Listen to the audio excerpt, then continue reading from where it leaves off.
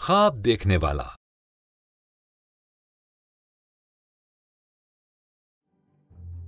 याकूब के 12 बेटे थे, मगर वो अपने बेटे यूसुफ को सबसे ज्यादा प्यार करता था।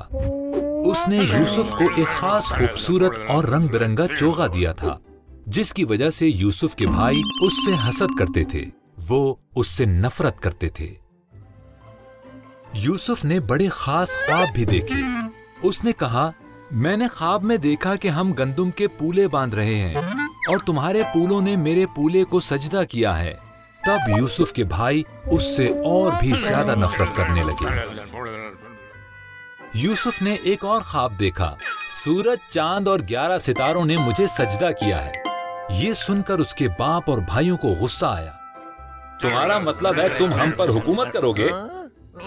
एक दिन यूसुफ के भाई खेतों में भेड़ें चराने गए। उन्होंने देखा कि वो उससे मिलने को आ रहा है। उन्होंने मंसूबा बनाया कि वो उसे कत्ल करके उसके ख्वाबों का खात्मा कर देंगे। रोबन ने कहा, अपने ही भाई को मारना दुरुस्त नहीं, हम इसे इस खाली कुएं में फेंक देते हैं। उन्होंने उसका खास चोगा उतारा और उसे कुएं में फेंक दिया। इस्माइलियों का एक तिजारती काफिला मिस्र को जाते हुए वहां से गुजरा। यहूदा ने मशवरा दिया, हम यूसुफ को इनके हाथ बेच देते हैं। बस यूसुफ को चांदी के 20 सिक्कों में बेच दिया गया। भाइयों ने यूसुफ के चोगे को बकरी के खून में डिबोया और याकूब को दिखाया।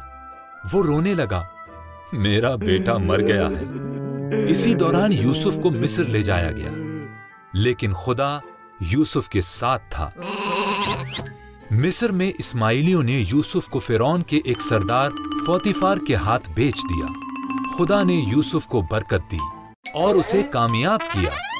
पोतीफार ने यूसुफ को अपने पूरे घर का मुख्तार बना दिया। बाइबल ऐप बच्चों के लिए इस ऐप को फ्री डाउनलोड करें।